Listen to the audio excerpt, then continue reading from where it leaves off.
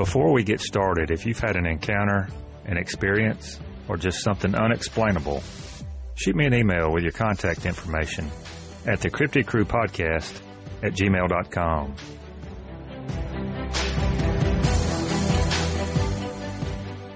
On this episode of the Cryptid Crew Podcast, I would like to welcome on outdoorsmen, Bigfoot enthusiasts, investigators, and researchers from Sasquatch origins, Desi Herter and Troy Palmer.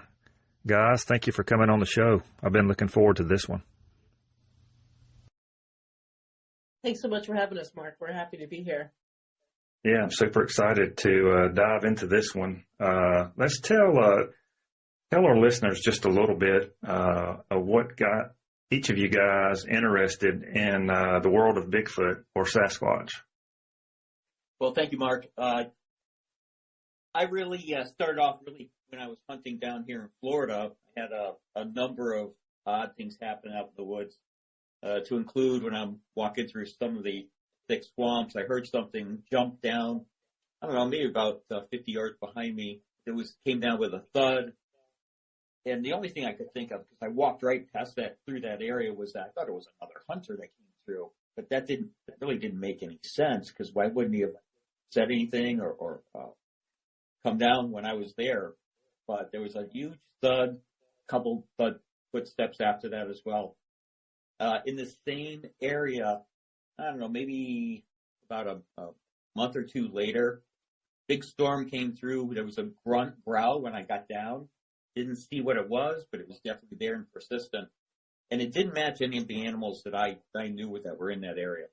So it led me to going to research a little bit of Bigfoot, go to the RP Funding Center where they had the Greater Florida Bigfoot Conference. And that led me into other people that had similar, actually very similar situations that occurred. So that's what got me into it. Sure. Yeah. It would. I guess you just got on the internet and started researching, I'm assuming. Yeah, absolutely. Sure did. Right. How about you, Desi? Yeah. So, having grown up in Western Pennsylvania, had a lot of opportunities to spend time in the wilderness and enjoyed that terrain. Very lucky and blessed to have grown up in the 80s and 90s where we weren't attached to cell phones and technology and social media the way we are nowadays. And so I'm really just very proud to become an animal lover and a lover of nature in general, and very blessed to have a family that was very open-minded to things that maybe aren't quote unquote normal, things that maybe exist that we don't typically see. And so I was really raised with part of my family believing in these things from a very young age for myself. So I kind of grew up learning about those through my grandfather.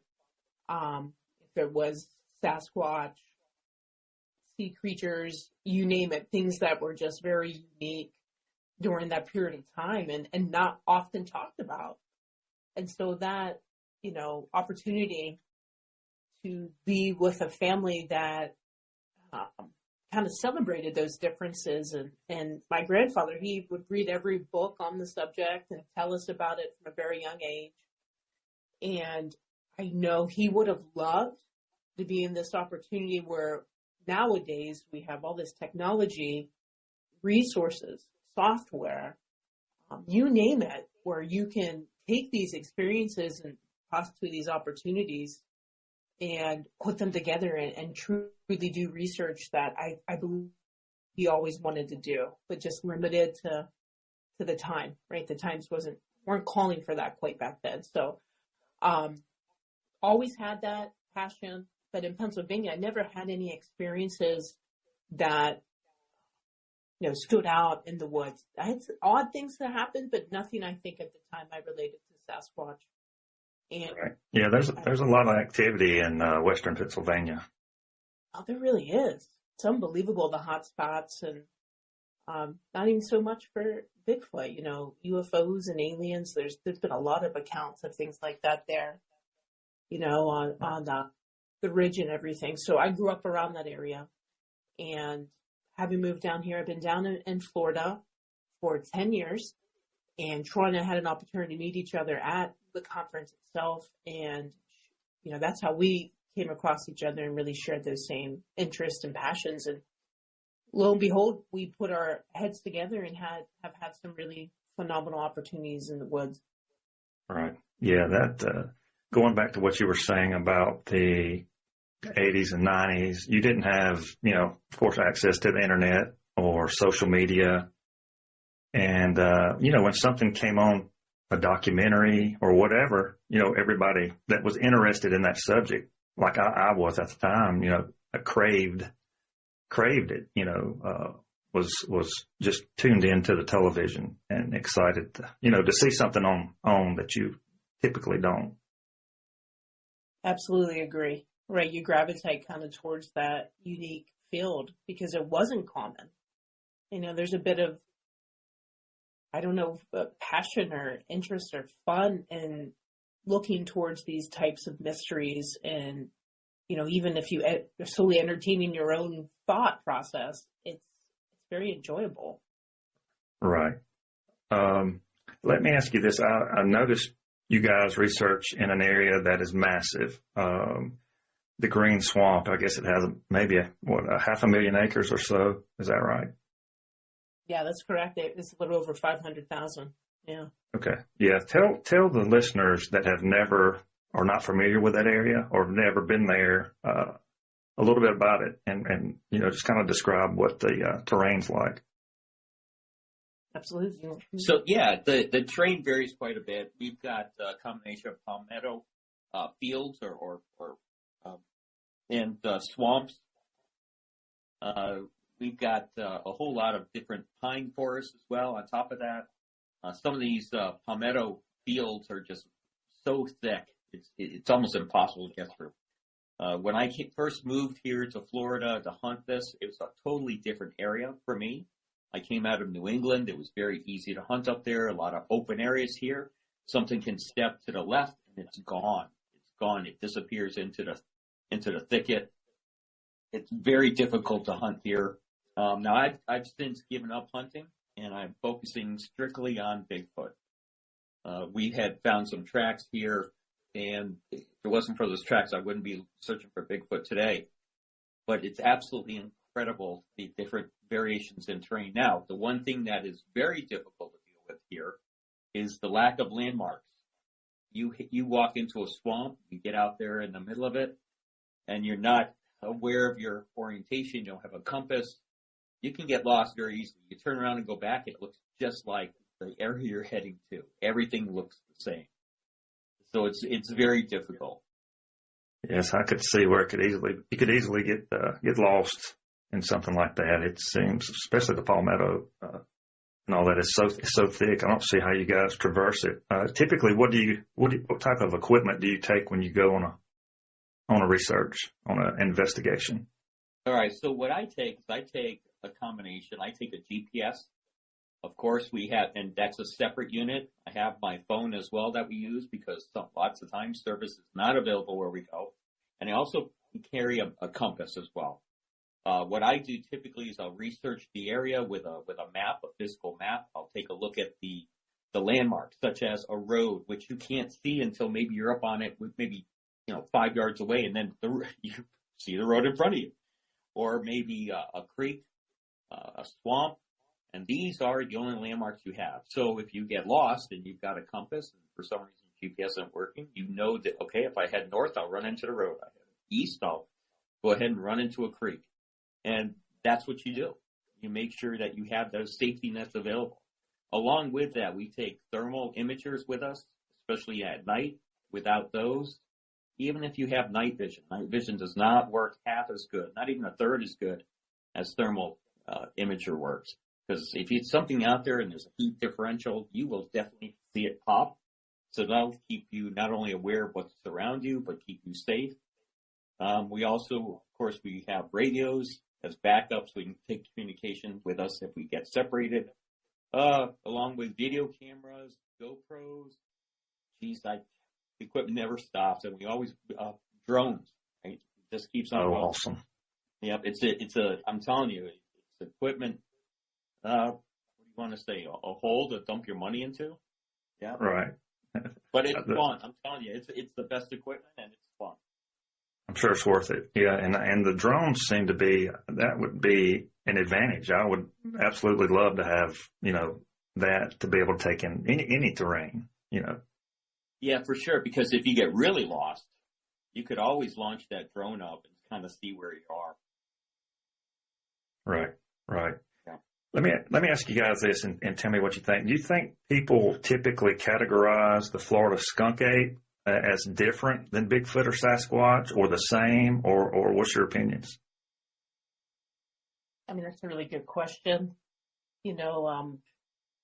I think for us, we look at this subject matter or suspect, right? We're still investigating and determining what it possibly may be, right? But just like Right. humans, right? There's variations of us. So if it's based on, regionally, demographics, how that all comes together.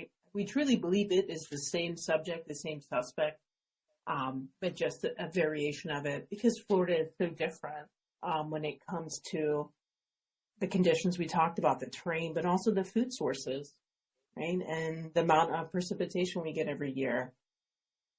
And there's a lot of factors I think that would change how a Sasquatch would look in the South. And there's portions of Florida that are uniquely different from each other within the state. You being relatively familiar with the Panhandle area of Florida versus how life is in the Everglades and everything in between. That shift in location, if it's how many miles separating each other, it's a substantial difference, and Sure. in the northern Florida, there's just been so many, possible sightings and reports where these creatures are your classic 7-8 feet tall. They're not, the 4 to 5 feet that possibly could exist in southern Florida. Right. So Right. I mean, that's a big question, but the similarities between that version in southern Florida and the version in, say, Pacific Northwest, like, we do see them as completely, characteristics are substantially different when it comes to thickness of hair and body build and abilities, right? They have to be. They have to be stronger and bigger if they're to survive, because the winters are brutal. Florida, you tend to be a little more maybe slender out there. I mean, our deer are smaller deer. They're very petite. They're not like your typical larger deer in the country up north or out west. So I think, they're all still deer, right? And I still think the same thing. They're all Sasquatch, just variations of each other. And we just don't have as many maybe reported sightings that have been considered reputable. So trying to get Florida on the map in a way for this field is definitely a priority of both of ours. And it's going to take, individuals and teams similar minded with doing the research and doing the dirty work that goes into it to maybe help solve that mystery. So I'll make a question mark, but we think they're the same, just very. It seems to be, according now to the BFRO website, or I look at that quite a bit. One of the most active states in the country, as far as sightings, I'm assuming.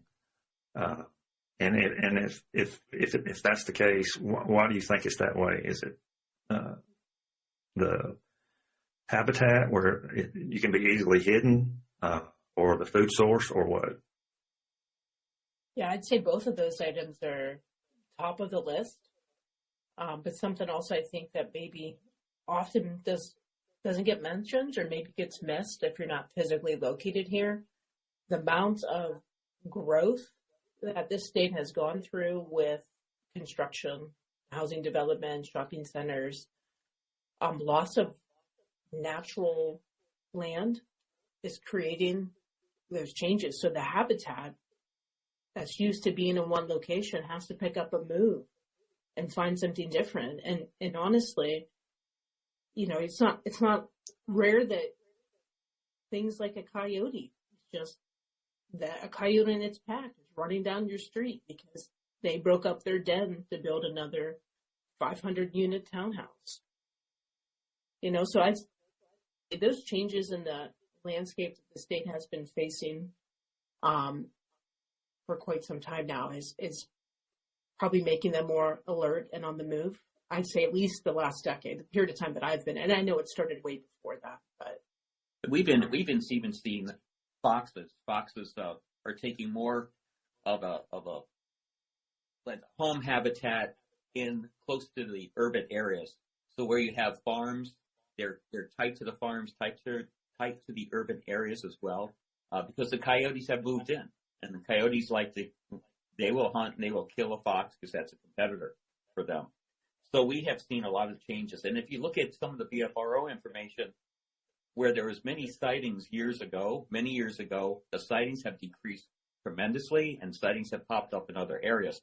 And we attribute that to, of course, the growth here in Florida. So that information is really important to take a look at. Yes, I agree with you as far as the growth.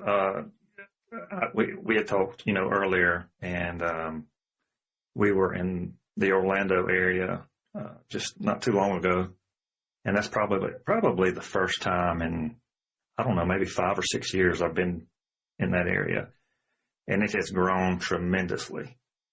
Yeah, I think if they started incorporating some of those wildlife bridges that go over top the interstates and very busy highways, I think that would be such a golden opportunity to support the wildlife here and continue to give them all the credit that they deserve for having been here for as long as they have. I mean, respect for nature, respect for true Florida, the wild Florida that we enjoy. I mean, that would be just a great opportunity for the state to look into further. And yes, right. I agree with you. It's absolutely beautiful, in that area for sure. And that's one of the reasons why we believe there's so many sightings here in Florida, right? So we have a population that's increasing, loss of habitat. So we're going to have more opportunities for them to be seen here as they move into, more isolated areas or they get more confined. So they have to take that risk to get out and find more food, or if they're in a mating cycle or whatever it may be. Right. You guys tell us about, I'm really interested to hear this, about your encounter in late April of 2023. Yeah, so this was one of those moments where we were super lucky. And I say that because there's people that will do their very best to plan ahead of time. Everything's packed up, ready to go. Like Troy mentioned earlier, look up the maps, know exactly where you're going, point A to B to C, and so forth. And we just happened to connect a Thursday night prior to that Friday. And I said, hey, why don't we go out first thing tomorrow morning before the sun comes up? Let's get out there. I'll take the day off of work and let's hit the ground running. And it really just was instinctual. Like, hey, we want to be out there. We want to spend time. Let's just go do it. And it came together and, we had visited the same location consistently for about 2 years. And this area of the Green Swamp is focused on a trail called Compresco. And there's a main entrance to Compresco that's in like Dade City area of Florida. And then there's like the backside that's on a route called 471. And so we typically would go on the backside. It's not very populated, typically pretty quiet. And we chose that area for those reasons, right? Like you're not going to have a lot of people coming through. It may be a good location for them to consider as well because it's not as busy. And that morning we had done our typical thing. We pulled in 2 separate cars. Well, every time we approach a site, we're quietly locking our doors, making sure every movement that we make is as silent as possible because you just don't know. You don't know if the moment you get out is when something happens, right? So we hit the trail that morning, not expecting anything to happen in such a short amount of time. But we're on that main trailway or the main path. And it was probably within 5.5, 6 minutes, we heard what sounded like a human whistle in the wood line right up from us, like lined up with us perfectly, like a paralleling type situation. And I had heard it and stopped in my tracks because it was very evident to me that it was a whistle. Did I think it was a bird or an insect at the time? I honestly had no idea, but I knew it was a whistle. And Troy, he kept moving a little bit, and then it happened again. And it stopped him in his tracks. Right. So I totally blew it off the first whistle. I'm thinking, it's a bug, it's a frog, it's some sort of reptile. I didn't think anything of it. So, as a matter of fact, Desi said, that sounded human. And I'm like, I don't know. I've been hunting for years. I know what's out in the woods, overconfident, thinking that, I know what's out here. So we continue walking. And next time I paid closer attention. And when it did go off, I was like, wow, that does sound. So it really struck me as very extremely odd. So we stopped. We listened a little bit further. Nothing. We continued again, and then this time we hear it again. But the whistle's following us at this point in the wood line, maybe about 100 yards out, and you could tell it was moving because the whistle stopped where we first heard it. So it paralleled us all the way through. We continued on. Whistle hit again. This time we stopped. I took out my night vision, not my thermal. I didn't have a thermal at this time. Took out my night vision. I'm looking. I don't see anything. And we were there maybe about 5 minutes. Again, nothing. So we got up, kept on moving. We got to the next location. Again, a whistle, but this time it was associated with a crack, a crunch, like something stepped on a branch, or maybe it broke a branch. And that really struck me because there's no bird that weighs that much to break that size of branch, at least from what we heard. The sound of it was very loud. And as I'm looking with my night vision, Desi says to me, Troy, what's this? And I turn around, and there's a footprint on the ground. Wow. Yep, the first one out of 19, including we had knuckle tracks as well once we started researching that area. And we researched the footprints. We sent them out to other individuals to take a look at them. And they met all the criteria that pretty much Dr. Meldrum had put out as far as footprints of a Bigfoot. Now, interesting enough, which really helped us along with this, is that the size of these footprints were juvenile size. They were 6.5 inches long by 3.5 inches wide. So, of course, what do? I have a grandchild, so I met in the analysis part, I was measuring his feet. Guess what? He's 4 years old. His feet were 6 inches long, and I think they're like 2 inches wide, if I remember correctly. So we've got a juvenile or a toddler out in the middle of the woods. When we say it's not populated, the nearest home at that place from there is approximately 5 air miles away. So there's nothing close by, and there's no other human tracks associated with it, whether it was in boots or just plain barefoot. There was nothing there. So it all turned towards a Bigfoot. And what we like to do is we like to look at it on a continuum when we analyze this stuff. To the right is natural or human. To the left, it's Bigfoot. So we go through all the information that we can to eliminate, and then we slowly go over to, well, there's nothing left. And it looks like we've got some real serious evidence here. Sure. So, I'm sure the hair on the back of your neck stood up when you saw the tracks. Oh, it sure did. Oh, yeah. And then the knuckle tracks, it was hard to digest, especially I'm an engineer. I've been doing engineering for many years, so very logical. And it took me 3 days to process this, that we actually have the possibility here of a Bigfoot, that we've got the real deal. It sent me back. I'll be honest with you. It sent me back for those 3 days, and it's still today. I look at it and go, I can't believe it. They're out there. They're out there. Let me ask you this, or ask both of y'all this. Do you think the whistle was coming from the adult trying to get the juvenile? It's like, hey, come here. We have not intruders, but something, somebody's here. Yeah, that's exactly what ends up happening after we were able to identify the series of tracks. And what was even more interesting about those tracks is they were heading in our direction, and then they pivoted and turned around and went the other direction. So there was a moment of transition in that trackway where that individual or individuals, not quite sure, right? If it was more than one, where the trail itself is difficult at times to really identify what was what, because daylight was starting to come up at that point, and just a lot of things that come in play with that type of material. But when we see that transition area, that absolutely comes to mind, right? Like, oh my goodness, were they heading our direction? And like you said, the adults were by the trailhead, because how are people getting in there? They're being dropped from a helicopter. They're coming and parking their vehicles or riding their bikes in, or getting their bike off their vehicle and riding it in. So that would be the point where humans would come in the area to start their experience in the woods. And so strategically placing themselves there to protect their young is part of it. And here they knew exactly what to do. Like, they were sent alert calls to turn around and go the other way.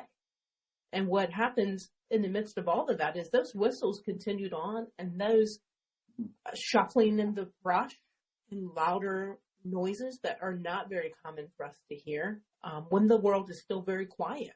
I think it was still about 10, 15 minutes after we saw the first series of tracks that a whippoorwill came out and started making noises. It was very quiet, except the things that we had heard. All right. And so was it close? I'm sorry to interrupt. My bad. I was just going to ask you, was it close to daybreak or no? Yeah. So I think when we had found the first track, which we found with a green headlamp, so that was the only reason probably we found the tracks, because of the shadow that it cast on the trail. But within that period of time in finding that, I'd say the sun was coming up within 45 minutes. And then when it was up, it images so fast, because the Green Swamp area is, it borders, I think, or covers 4 counties down here. And so if you're looking at landmarks or cities that people are familiar with, you've got Tampa, and the Green Swamp is northeast of Tampa, but more east. So meaning we're going to hit more sun in that location before you would typically on the Gulf Coast area. So the sun came up there. But yeah, I think all the other factors when we look at things is this may be something common for them. Like, they're okay walking on that trail because the trail is not going to leave the types of tracks that people are going to easily identify. And, knowing that we would not have seen those in the daylight, there's no way. Well, I'd like to add something to that. Is that so? My opinion is that the juveniles, I've seen like bobcats do this. The female bobcat will tuck away their young, and they'll come out and play while the mother's out. Mother's out hunting. They're out. They're playing around. I've seen them come out on the roads, and I think that's what the juveniles are doing. They're going down that road, not a care in the world. And the adults spotted us. They whistled. They warned them. They turned around and went the other way. I think that's what happened. And plus, Desi's absolutely right. When we get the sun out there, the substrate out there, it's clay. The bottom is clay covered with crushed shell and sand, and that sand thickness will vary. So the tracks were very shallow. We've got some photos of them. The photos look good. You can see the toes, you can see the shape of the foot. It shows up real well. But as soon as the sun came up, it blended right in. So that green light gave the shadow that we gave up the tracks. So we were able to see the tracks. All right. So exactly what you needed. Yep. Did you hear? It totally makes sense what you guys are saying about the area. Obviously, is hardly any traffic in there, and you like you said, you did not see any human prints or any shoe prints or so forth, or bicycle tracks, or we even trailhead. We were the only vehicles. Yeah. All right. Did you hear any other vocalizations beside the whistles? Not at that time we did. Yeah, no, we've had a few other times where either were together out there or a few moments when Troy was by himself, where there had been things that we would classify as a whistle as well that cannot be identified with the research we have done with audio. So there, you've got your catalog of natural audio that you can access from a variety of sources online, right? And you can run through those at certain times of the year, what this should sound like. And we do our very best to match up everything we find with something that's natural. Like he was saying, we could roll it out if it's a bird, an animal, a reptile. Some of these we're hearing are just not being able to be matched. And it makes you wonder, is that a different type of call if it's not natural, or is it a different Sasquatch and that, means something else, or things like that. But that morning, that was a series of whistles, and that was a series of, I'd say, brush movement, tree branches breaking, something on the lookout that maybe reacted as fast as they could because we were so close. Right. It was right up, all of that woods noise was right up from where we found that first track, which happened to be the very last track. That was where they had stopped and turned right back around. So Sure. they were very close. And to think back to that moment, there were things that went through both of our heads. Do we stop right now and follow those noises, or do we see what else is on this trail? Because this is the type of evidence that needs to be documented. If it is something, not knowing at that point if it was anything. And we made the decision to stop literally in our tracks, and the entire investigation or trip that morning took over with those tracks. We could have followed those noises, and if it led to something else, that would have been amazing as well. But being a team of two, we don't separate. So we decided to devote our time to that. Very smart. Yeah, that's, it's hard to say in the moment, but I think I would, you had the evidence there. I think I would kind of comb that area, just right there where the evidence is, and just kind of check out and see what's there. Did you guys happen to get any type of, did you see like a left, right, or any type of stride length or anything? Yeah, we have it all documented. The length of the foot is, again, 6.5 inches, width 3.5 inches. It appears at the step now, and the step is from the heel of the right foot to the heel of the left foot. And that was 36.5 inches long. Of course, stride, heel of the right foot to the heel of the right foot again. So you got that left foot in between was, if I remember correctly, I think it was like 72 inches. 62. I think it was, somewhere in that, I think it was 72 inches, if I remember correctly. Anyway, and of course we did the angle of the gate as well. So that was almost, I think it was like 10 degrees for each foot. We did the straddle as well from one foot, between the right foot and the left foot, what the difference was, the distance between that. And the distance, I mean width-wise. So in other words, if you draw a line right from the left foot straight back and it comes near to the right foot, you have a space there. And if I remember right, and I don't have that information in front of me, it was like 2 inches. So it was very, very close. It was like 1 foot stepping directly in front of the other. So there was very little straddle to it, and it all lines up. It all lines up with the Bigfoot. And if you look at the foot itself, the shape of it, you can see where the shape, you can see the big pad where it's set into the ground, and you can see the toes. It's pretty impressive. That's pretty neat. That's pretty neat to see. I would love to see that. I envy you guys for being able to find that. And I applaud you as well. That's pretty awesome. Pretty awesome. Go ahead. I'm sorry, Troy. Go ahead. No, just definitely appreciate that. Yeah, we put a lot of work into it. And lots of times, like we talk about the sounds that we hear, the whistles, not only do we use the databases that are online, we also reach out to bird experts, animal experts, reptile people. We send this information out to them and see what their response is. And most of the time we get back, we don't know what it is. We're not sure because it's a single whistle. It's not a rhythmic whistle. It's not multiple whistles in some sort of rhythm. or no tones to it, just a simple high-pitched whistle. And it'll be followed maybe a minute later, 2 minutes, whatever. And it's not in any type of rhythm to it. It just comes out as if it's sending a signal to like, hey, listen, the humans in the area. Very intentional. Yep. Yes, sounds like it for sure. I'm going to transition just a little bit. I'm going to read something to you guys, and you give me your opinion on this. Something I ran across doing some research in the U.S. Fish and Wildlife Service rules and regs. In the lower Suwannee area, if I'm saying that correctly, I believe I am, and that's north of you guys. Have y'all ever heard of it? Yeah. Okay. It's under the specific hunt regulation in the hog section, and I'm going to read it to you. And it states, hogs, no size or bag limit for hogs. Shoot them all. Take hogs during any season except spring turkey and waterfowl.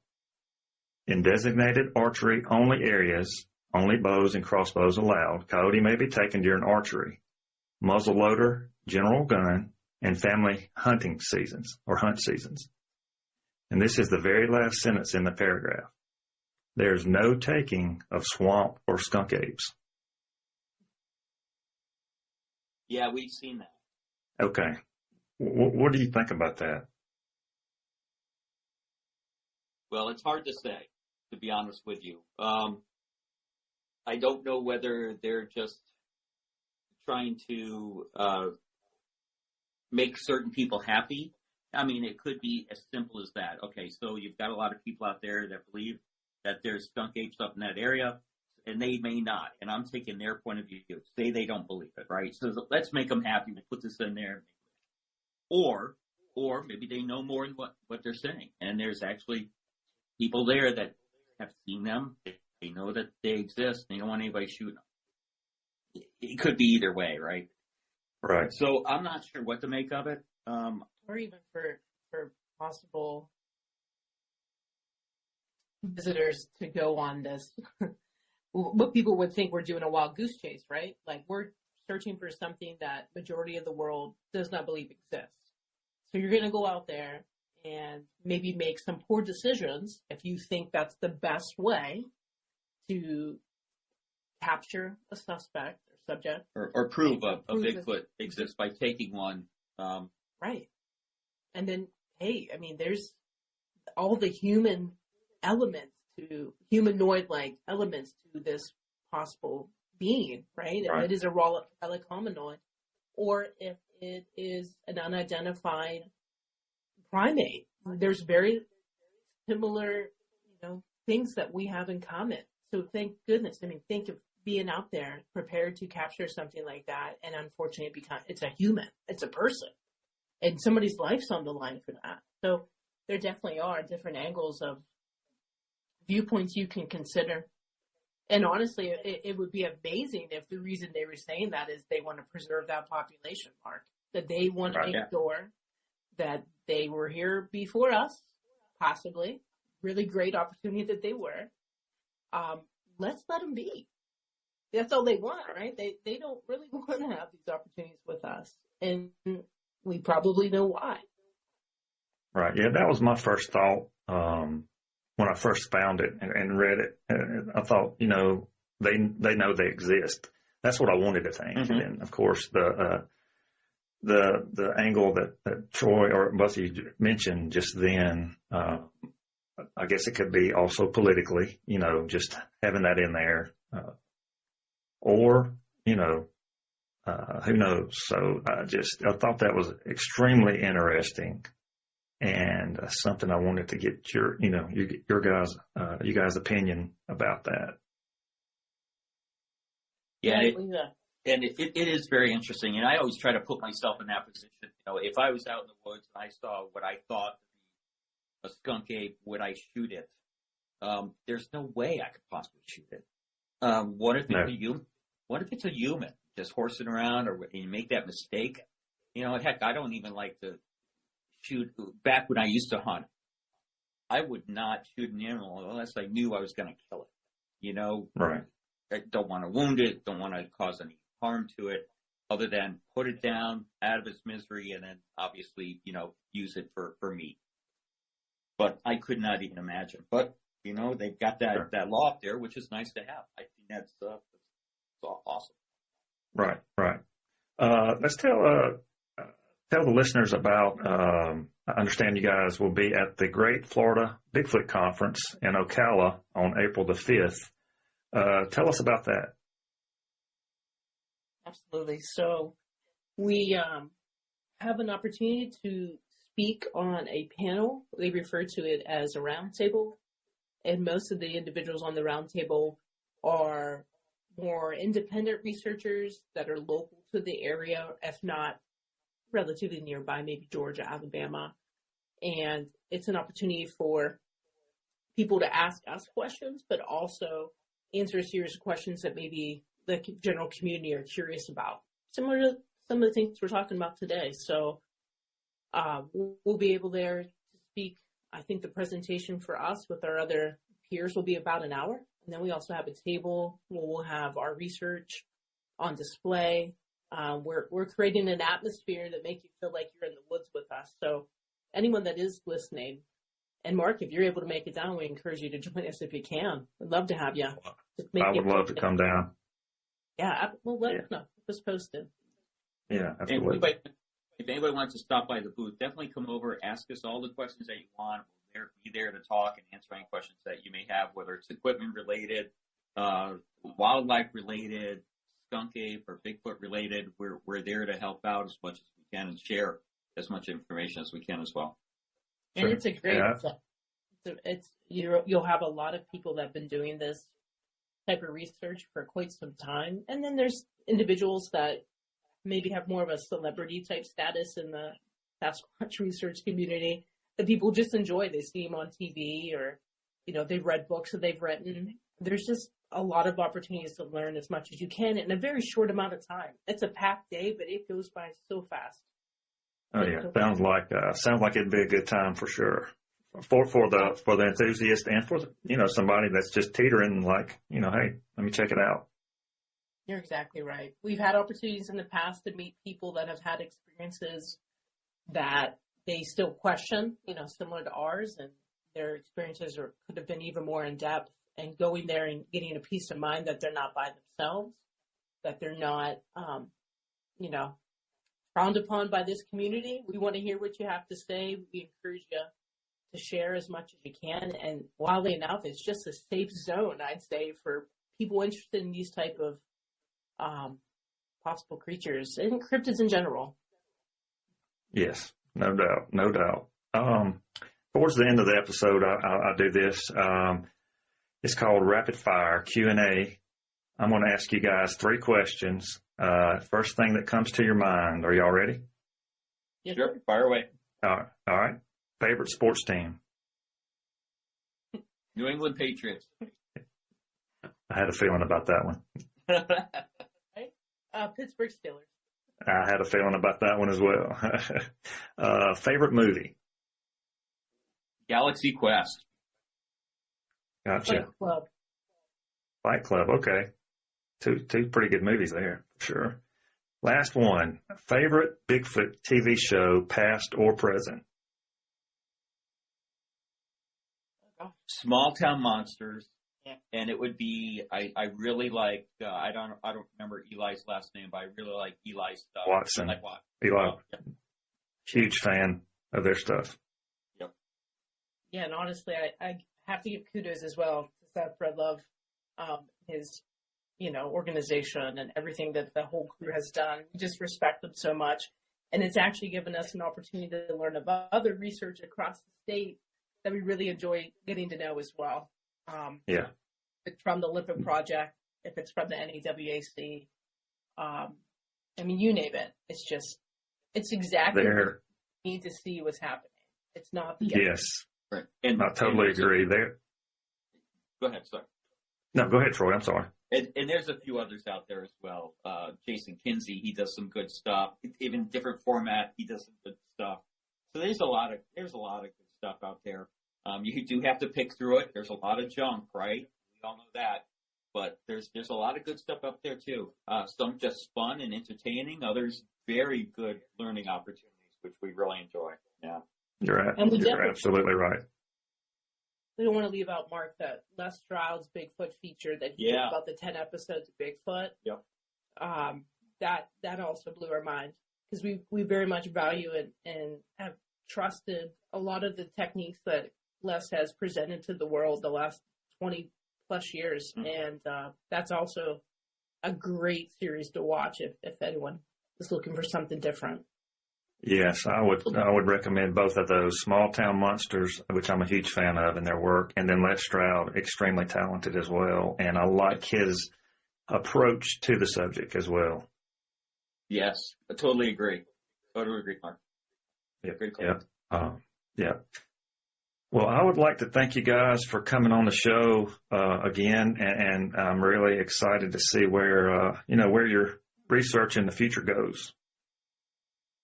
Hey, we enjoy to keep sharing with you, Mark, for sure. We appreciate the support, and right back at you with your podcast. Anything you need. Thank you. Yeah, you got it. We'll help you out. Thank you. I appreciate that. And for the listeners, the social media links for Sasquatch Origins will be down in the description, so you guys can keep up with what they're doing. And if you've had an encounter, something unexplainable, shoot us an email at the Cryptid Crew Podcast at gmail.com. Don't forget to like, share, and subscribe. Thank you for listening, and God bless.